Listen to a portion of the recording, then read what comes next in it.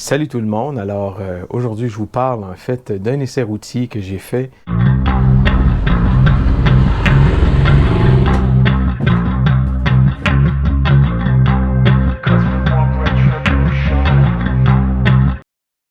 J'ai commandé ma Indian Chief Bobber Dark Horse en mars passé et évidemment comme plein de compagnies ou comme plein de magasins, ils sont aux prises en fait avec des retards de livraison, c'est pas de leur faute. Indian comme Harley Davidson ont des problèmes au niveau de la livraison de véhicules, la fabrication, ils ont de la misère à avoir des pièces. Alors évidemment pas mal tout le monde est victime de ça présentement, même dans le domaine de la voiture, entre autres. Alors je suis allé faire un tour là-bas pour essayer une Indian Chief. Ce n'est pas le modèle Bobber comme j'ai commandé. Donc, il y a des petites différences. Premièrement, au niveau du moteur. Le moteur que je vais avoir est le 116 pouces cubes, qui donne à peu près 120 livres de torque. Le modèle que j'ai essayé, c'est le modèle 111, qui est vraiment un classique à ce qu'on m'a dit chez Indian. En fait, on a retrouvé ce moteur-là dans plein de modèles qui, contrairement, mettons, à Harley, où on retrouve pratiquement un moteur différent par modèle. Donc, puis c'est bien. Là, moi, en passant, je fais la parenthèse que je donne des comparatifs, mais il n'y a aucun, comment je pourrais dire, il n'y a aucune compétition là-dedans. Là. Et puis donc, c'est ça. Donc, c'est le modèle 111 comme moteur. Et puis, ben c'est ça. Fait que j'ai roulé jusqu'à Québec un mercredi matin. Et puis, je suis allé directement chez Pro Performance. Martin, qui est mon conseiller, m'a proposé de faire l'essai. Et je trouvais ça intéressant parce que, et important aussi, parce que quand on investit de l'argent comme ça sur l'achat d'un véhicule, c'est important de voir si on est à l'aise avec, si le modèle correspond à nos attentes.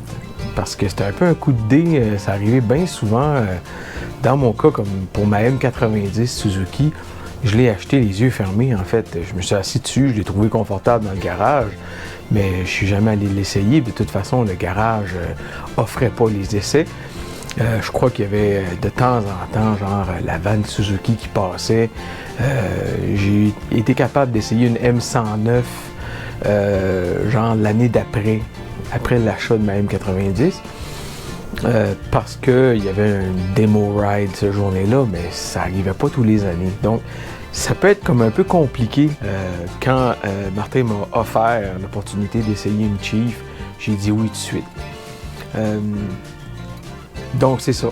Donc, rendu au garage, évidemment, copie du permis de conduire, tous les trucs nécessaires à s'assurer que les papiers sont en règle. J'ai fait un petit tour dans le magasin. Il y a quelques usagers que j'ai trouvé super cool. Le magasin est beau. C'est un beau magasin de moto chez Pro Performance. Et puis, évidemment, c'est tout le temps intéressant de se ramasser un T-shirt. Je suis pas vraiment du genre homme sandwich là, à vouloir acheter du stock avec le nom de la marque. Moi, je vois plus ça comme une façon d'encourager le magasin. Puis en même temps, les t-shirts sont de qualité. Anyway. Donc, c'est ça. Fait que Martin, on a fait le tour de la moto. Et puis, évidemment, j'étais un peu nerveux. Je savais pas trop à quoi m'attendre. Comme vous le savez, pour la majorité de vous autres, je roule présentement une Goldwing 1983 que j'ai retapée. Alors, c'est une autre genre de bête. Là, on parle d'une moto avec un carburateur. En fait, 4 carburateurs. Et puis, sur la Chief, évidemment, c'est à injection. Donc, j'avais hâte de voir comment la moto se comporte, juste découvrir la personnalité de la moto. Donc, je vous laisse voir le départ.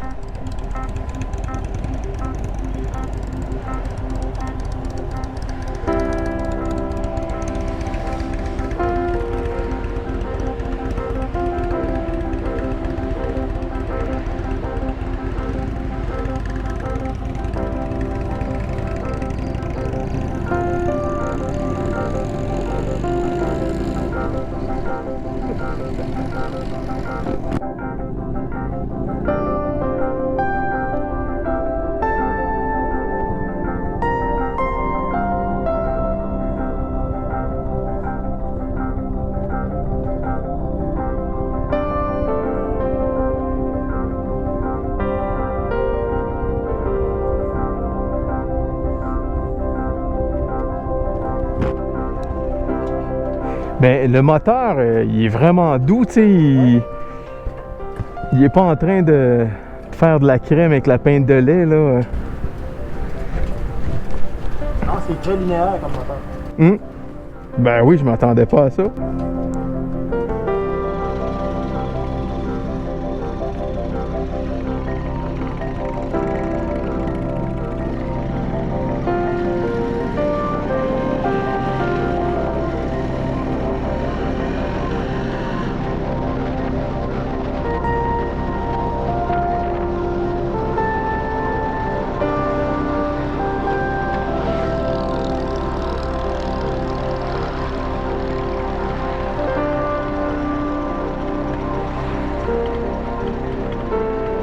D'ores et déjà, on va parler du moteur.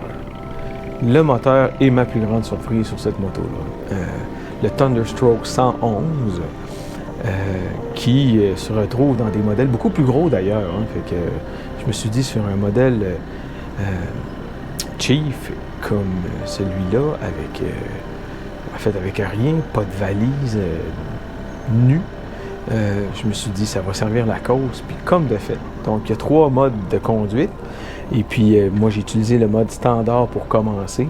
Évidemment, question juste de me sécuriser, d'apprendre à connaître la moto un peu, voir comment elle se comporte.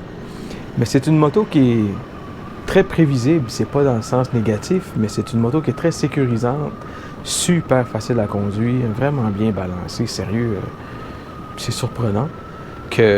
Au point où, après 5 km, j'ai mis sur le mode sport. Parce que je me sentais assez suffisamment à l'aise, en fait.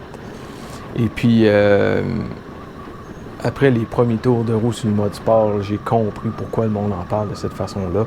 Même sur le modèle 111, qui est le petit frère du 116, évidemment, ça rend la moto plus nerveuse. Au plus petit coup de la poignée, on sent que la moto a envie de partir. Puis il y avait un petit dénivelé, en fait, d'asphalte entre l'entrée du garage, où on a mis un peu d'essence, et le chemin. Et puis quand la roue d'en arrière est tombée sur le chemin, ça a donné un petit coup de gaz, puis j'ai senti la poignée sortir de ma main. J'ai eu l'impression que j'allais être expulsé de la moto, en fait. Fait que j'imagine que la 116 doit être encore une petite coche de plus nerveuse. Alors, c'est une moto, je pense qu'il faut rouler avec respect. Il faut faire attention. J'ai été vraiment surpris. Ça, c'est ma grande surprise, en fait. C'est le moteur.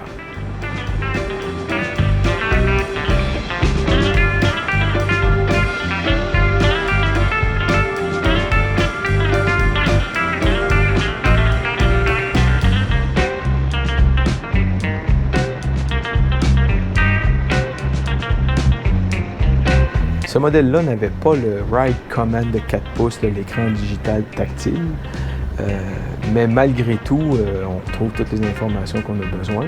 Les différentes options d'affichage sont faciles à trouver. C'est très très facile et très instinctif à utiliser, comme la sélection des différents modes de conduite.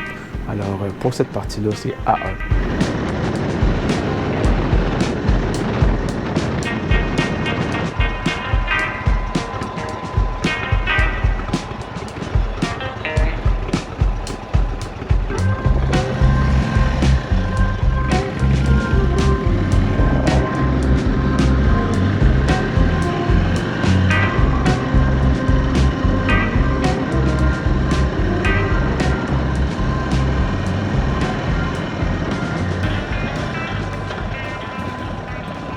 Position de conduite maintenant. J'ai un peu peur, puis je crains un peu les positions en C. Mon expérience avec la M90 m'a amené à fuir un peu ces motos-là, parce que à la longue, le fait d'avoir les bras définitivement par en avant, vraiment être en position, tu sais, ça devient inconfortable assez vite, puis ça devient dur sur le bas du dos et sur le coccyx, au point où il a fallu que je m'achète un banc Corbin, en fait, sur la M90. Sur la Chief, les pieds sont par en avant, un peu quand même. Pas pour être inconfortable, Sauf que sur le moment, j'ai fait comme j'espère que ça sera pas trop drastique, tu sais. Ça sera pas inconfortable à la longue.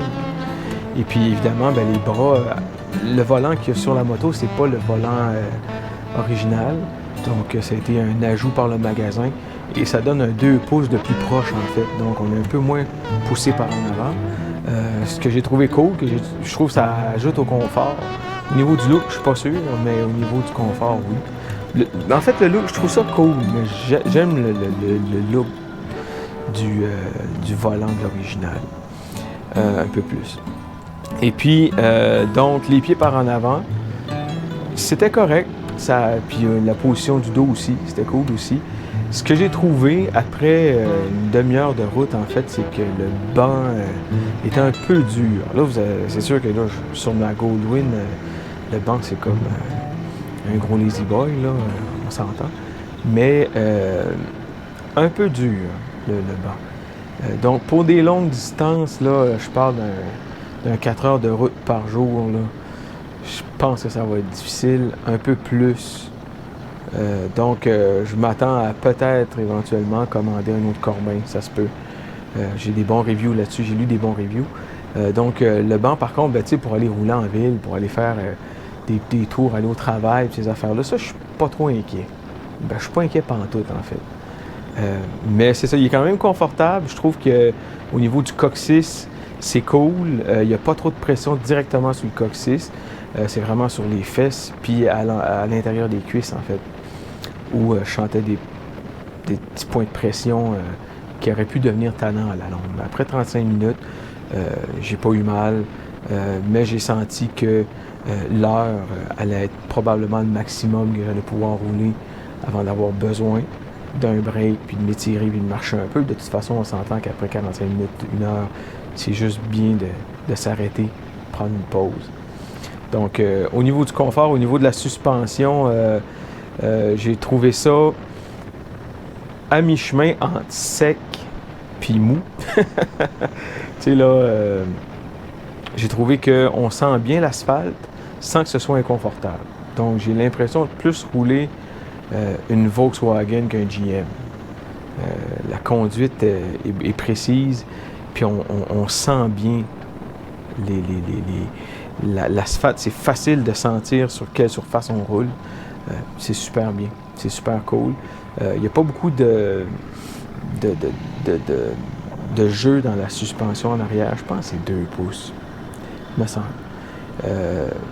Fait que le 2 pouces de débattement, si on veut, c'est sûr que c'est court un peu, mais j'ai jamais touché le fond, même si je suis quelqu'un de plus pesant que la moyenne un peu. Fait que pour un gars de 225 livres, mettons, il n'y a aucun problème pour la suspension. Donc, au niveau du confort, le banc est dur un petit peu, mais pour le reste, les pieds en avant, les pieds un peu plus en avant, on n'en souffre pas tant que ça.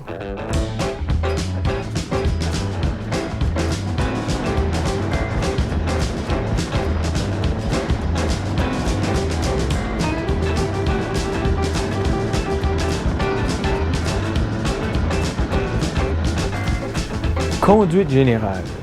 Alors, je vais avouer que j'ai été surpris par la douceur de roulement. Et là, je vais faire une comparaison particulière et ne m'en veuillez pas. J'ai tout dernièrement fait l'achat d'une tondeuse électrique, pas à fil, mais à batterie. Et puis, ça ressemble à un gros transformeur. Alors, c'est fait en plastique.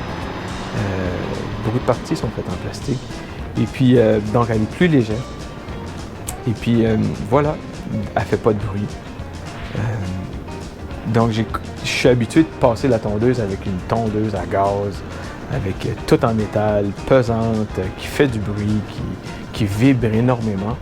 Et puis là, je me suis retrouvé avec une tondeuse électrique qui vibre pas, qui est hyper performante, qui fait un job au fond, qui est légère, facile à manipuler. Puis j'avais l'impression de quasiment tricher tellement que c'était facile. Ça m'a fait la même impression avec la Chief. Comparé aux motos que j'ai eues qui étaient un peu plus vieilles, c'est une moto qui semble légère, facile à conduire, avec un moteur qui vibre pas. Ça m'a surpris beaucoup, en fait. Comme je disais, j'avais l'impression que ça allait s'approcher d'un moteur qui brasse, qui est un peu, pas détuné, mais débalancé un petit peu. Tu sais, le V-Twin qui fait brasser le frame, mais pas pantoute. C'est une moto qui est vraiment douce. Donc, il y a un clash entre mon ressenti puis le look un peu custom / bad boy / bobber. Moi, je m'attendais à ce que ça brasse un peu plus que ça. Puis au contraire, ça donne à être une moto qui est hyper douce. C'est spécial. Il va falloir que je m'habitue à ça. Parce que le look puis l'impression, quand on la regarde, n'est pas la même affaire pantoute qu'on la roule. Donc, c'est une des raisons pour laquelle je me suis senti à l'aise tout de suite. C'est prévisible. On ressent toute la route. C'est vraiment une moto vraiment bien construite. Vraiment, on se bat contre rien, à part peut-être les inconforts du banc, comme je disais, mais à long terme, moyen de changer ça puis de se commander un autre Corbin si jamais. Mais j'ai trouvé que c'était une moto qui était hyper douce, contrairement à ce que je pensais. Hyper douce, mais forte en calebasse, par exemple.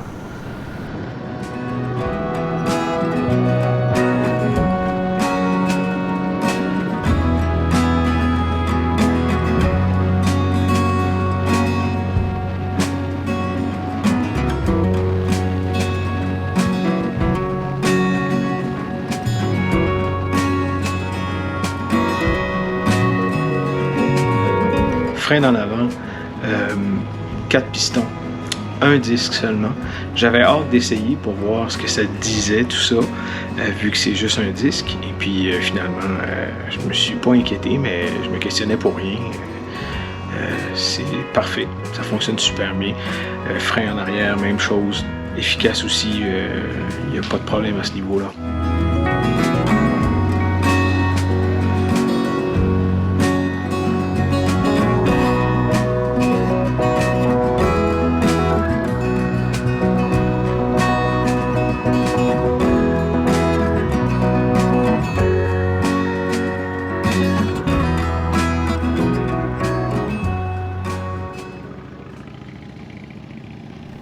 J'aimerais remercier Martin Tremblay de Pro Performance qui a pris le temps de venir faire un tour avec moi. Évidemment, ma moto est déjà commandée, donc il savait qu'il n'allait pas avoir à me convaincre en fait. Je voulais celle-là, mais en même temps, ça me sécurise énormément d'avoir pu l'essayer puis de confirmer en fait que j'ai vraiment envie pour les prochaines années de rouler avec une moto comme celle-là. Je vous encourage à aller essayer, c'est vraiment une moto avec beaucoup de caractère et surtout elle a beaucoup de style et un très beau son, même avec l'exhaust de départ. Alors, merci pour votre écoute, puis merci à Pro Performance encore.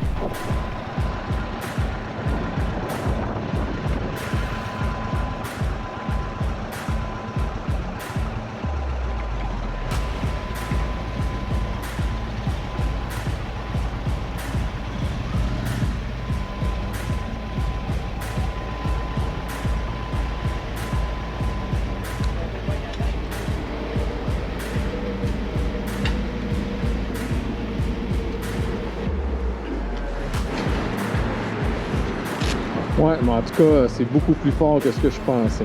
Plus fort que ce que tu pensais? Ben, tu sais, j'avais pas d'attente, Ouais. mais ça surprend en fait. Ouais, c'est ça. C'est une moto qui a une belle accélération linéaire. Le moteur est smooth. La conduite est fun.